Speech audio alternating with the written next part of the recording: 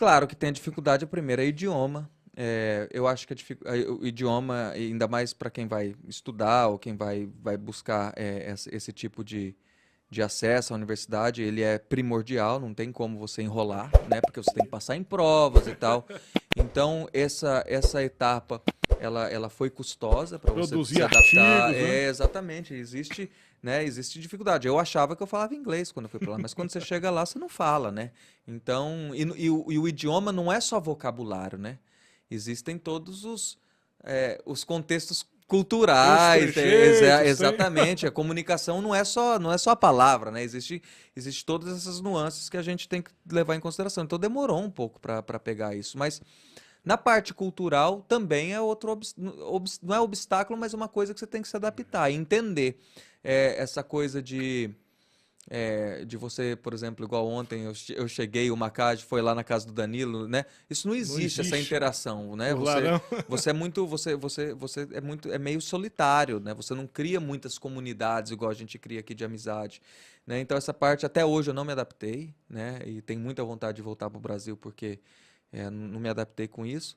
A parte da comida, que muita gente fala, mas é interessante. Eu adoro a comida não americana, porque não, né, alguma culinária americana eu gosto, mas os Estados Unidos, como em muitas outras coisas, te dá acesso a vários tipos de culturas ao mesmo tempo. Então, eu moro na cidade de Houston, Texas, que é uma cidade de 6 milhões de habitantes, e quase 50% da população não nasceu nos Estados Unidos. Então, tem uma comunidade de gente da Índia, da China, de vários países do continente africano, Etiópia, Eritreia, América Latina toda presente lá, do México ao Uruguai. Então tem restaurantes de tudo quanto é tipo de lugar. Então você te dá acesso a isso e você acaba conhecendo, né? Então comida não foi um problema para mim, não, né?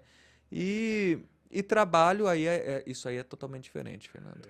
O trabalho, a relação interpessoal de trabalho, existem Pode atrasar no não, horário? Pode. são exatamente a disciplina, né? A disciplina é uma coisa, por exemplo, o americano é totalmente pontual, não o americano, mas o estilo de trabalho lá é pontual. Existem o que você tem que entregar a partir de objetivos específicos, de números, de resultados e tal. Então isso é uma linguagem um pouco comum. A relação interpessoal no trabalho, ela é ela tem que ser, e por causa do contexto americano, tem que ser lá muito fria e muito profissional. Você não estabelece é, é muito difícil estabelecer uma amizade com um colega Não de pode trabalho. tomar cafezinho na casa Não, do. e essa coisa, por exemplo, que a gente fala tocando, né, que a gente faz um comentário, por exemplo, isso mudou assim, explodiu. Você faz um comentário sobre, Fernando, pô, tá com o cabelo grisalho, isso não existe, né,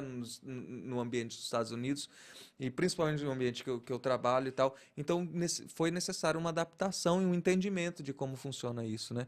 Que às vezes enche o saco, mas é o que é e você tem que É a enfrentar. cultura, É a né? cultura, é a cultura. Bacana. Mandar um abraço pro Dedé Vieira, que tá aqui também, o Dedé, um Dedezinho abraço, Vieira. Dedé. Esqueci de falar aqui, mas o Dedé também tá participando conosco aí, o grande fotógrafo de Paraíso. Muito bom. Bacana, pois é.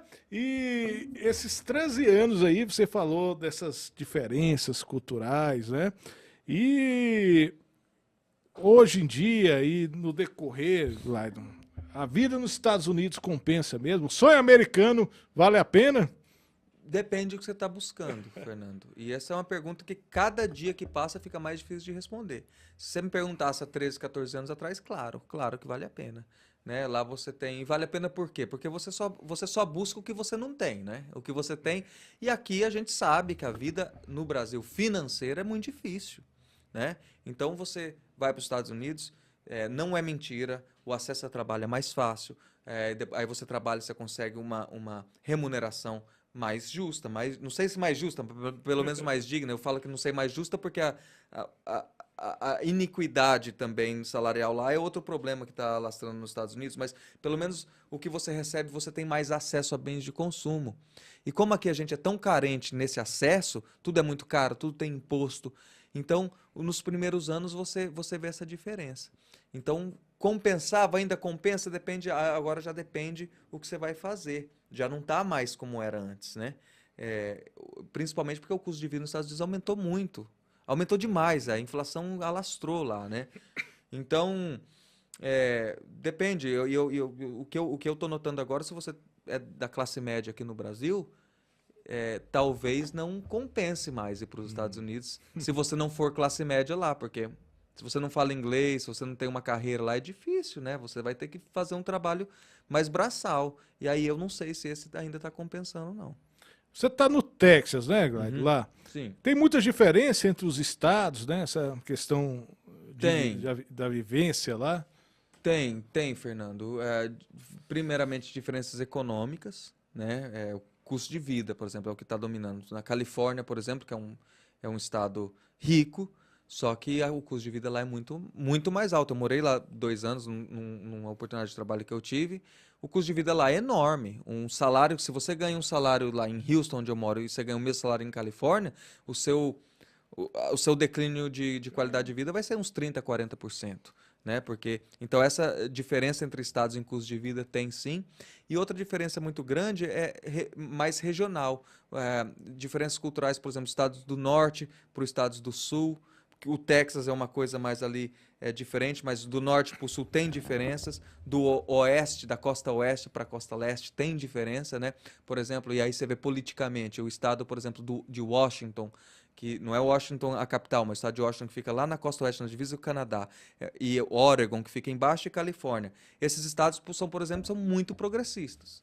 Então, lá, por exemplo, você tem a legalização da cannabis, né? Lá tem uma política de meio ambiente muito mais abrangente, né? O estilo de vida também reflete nisso. Em contrário, você vai para o Alabama e Mississippi, né? Que são países extremamente conservadores, e aí a lei, como é tudo estadual, não tem muitas leis federais, né? A lei e o sistema e a cultura, ela acaba exercendo uma diferença muito grande. E no Sul, tem uma coisa chamada, nos Estados Unidos, que lá, para quem não sabe, a religião predominante não é o catolicismo como aqui, né? Já mudou, o Brasil mudou muito, né? Eu nem sei se... O Brasil acho que está quase igual. Está quase igual, quase né? 50... Mas os Estados Unidos é um país tradicionalmente protestante, né? E aí o protestante são os evangélicos, mas existe a igreja batista, presbiteriano, existem as igrejas tradicionais, depois as igrejas pentecostais e as neopentecostais que falam, né? Mas, então, no sul dos Estados Unidos, que começa daí Flórida, Geórgia, Alabama, Mississippi e Louisiana um pouquinho, Louisiana já é mais católica, porque tem influência francesa, é o que a gente chama de cinturão da Bíblia, né? Então ali culturalmente é muito diferente de Oregon, Califórnia. Então você vê isso na forma como a sociedade interpreta a agenda, né? E aí a polarização, né? De, por exemplo, armamento, do aborto, do casamento entre LGBT. Então há essas diferenças que causam a polarização e que a gente copia aqui muito bem, né? Mas existe essas diferenças regionais muito marcantes.